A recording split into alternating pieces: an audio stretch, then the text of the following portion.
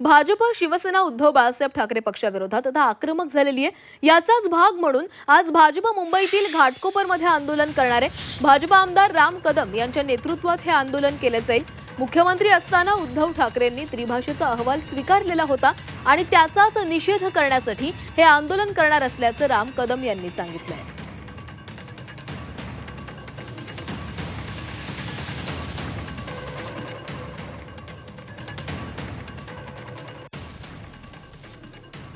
आणि आता बातमी शेफाली जरीवालाच्या मृत्यू संदर्भातील। 10 महिन्यांपूर्वी शेफाली समोर तिच्या मृत्यूचं भाकीत समोर आलेलं होतं। पॉडकास्टमध्ये पारस छाबराच्या शेफालीच्या आकस्मिक मृत्यूचं वक्तव्य केलेलं होतं। पारसच्या पॉडकास्टमधला व्हिडिओ सध्या व्हायरल झालेला आहे। अभिनेत्री शेफाली जरीवालाच्या वयाच्या 42व्या वर्षी आकस्मिक निधन झाल्यानं मनोरंजन सृष्टीला मोठा धक्का बसलाय। मुंबई पोलिसांनी दिलेल्या माहितीनुसार शेफाली तिच्या अंधेरीमधील घरी मृतावस्थेमध्ये आढळून आली, मात्र तिचा मृत्यू कशामुळे झाला हे स्पष्ट होऊ शकलं नाहीये। शेफालीच्या मृत्यूचा चाहत्यांना धक्का बसलेला असतानाच एक जुना व्हिडिओ व्हायरल होतोय। पारसच्या पॉडकास्ट मधला हा व्हिडिओ असून यात शेफालीच्या मृत्यूबाबतचं वक्तव्य व्हायरल होताना दिसतंय। पारसनं शेफालीबाबत आकस्मिक मृत्यूची शक्यता व्यक्त केली होती। पाहुयात नक्की व्हिडिओमध्ये काय म्हटलेलं होतं।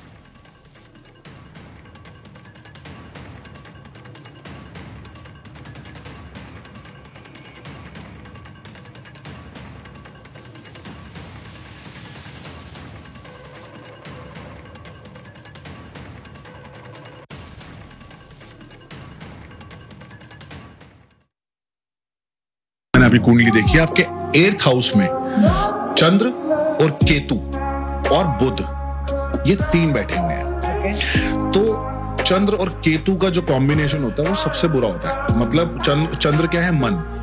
केतु क्या है, केतु के पास शरीर नहीं है, उसके पास बॉडी है। ठीक है, तो वो दोनों जब एक साथ बैठते हैं ना, तो ये सबसे गंदा कॉम्बिनेशन है। और 8th house is for loss, sudden death, fame also. आणि या संदर्भात आपण बोलणार आहोत। आमच्या प्रतिनिधी दीक्षा आपल्यासोबत जोडल्या गेलेल्या आहेत या संदर्भातली सविस्तर माहिती देण्यासाठी, आणि आपण थेट त्यांच्याकडे जाणार आहोत। दीक्षा, पारस छाबरासोबतचं शेफालीचं जे पॉडकास्ट झालेलं होतं, त्या पॉडकास्टमध्ये तिच्या आकस्मिक मृत्यू संदर्भात पारस छाबरानं काही वक्तव्य केलेलं होतं। या संदर्भात आता काय अधिकची माहिती आहे? खरं तर शुक्रवारी अचानक शेफालीचा मृत्यू झाला। तिच्या निधनाचं खरं कारण काय आहे ते अजून समोर आलेलं नाही आहे। कुठेतरी हृदयविकाराच्या झटक्याने तिचं निधन झालं का असं म्हटलं जातं आहे, तर दुसरीकडे अँटी एजिंगमुळे जे ती सप्लिमेंट्स घेत होती त्यामुळे झालं आहे का असा प्रश्न उपस्थित आहे। जोपर्यंत पोस्टमॉर्टम रिपोर्ट्स येत नाही तोपर्यंत सत्य काय हे आपल्याला कळणार नाही। या सगळ्यात तिचं काल तिच्या पार्थिवावर अंत्यसंस्कार झाल्यानंतर आता एक नवा व्हिडिओ व्हायरल होतोय, तो म्हणजे पारस छाबराच्या पॉडकास्टचा।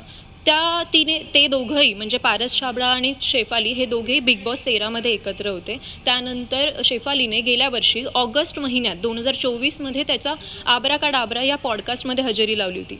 त्यावेळी पारसने हे भाकीत केलं होतं। ह्या भाकिताविषयी बोलताना पारस म्हणाला होता की तुझ्या कुंडलीमध्ये 8व्या घरात चंद्र, बुध आणि केतू आहे, आणि चंद्र आणि केतूचा असा एकत्र योग येणं हे सर्वात वाईट असतं। 8व्या घरात हे दोघे आहेत, त्यावरून काहीतरी गमावणार हे निश्चित आहे। अचानक मृत्यू होऊ शकतो, प्रसिद्धी जाऊ शकते, लपवून ठेवलेलं गुपित आहे ते समोर येऊ शकतं, किंवा तांत्रिक संबंधित गोष्टीबद्दलची शक्यता नाकारली जात नाही। यासोबतच आधीच चंद्र आणि केतूमुळे वाईट परिस्थिती असताना त्यात बुधही सहभागी झाला आहे।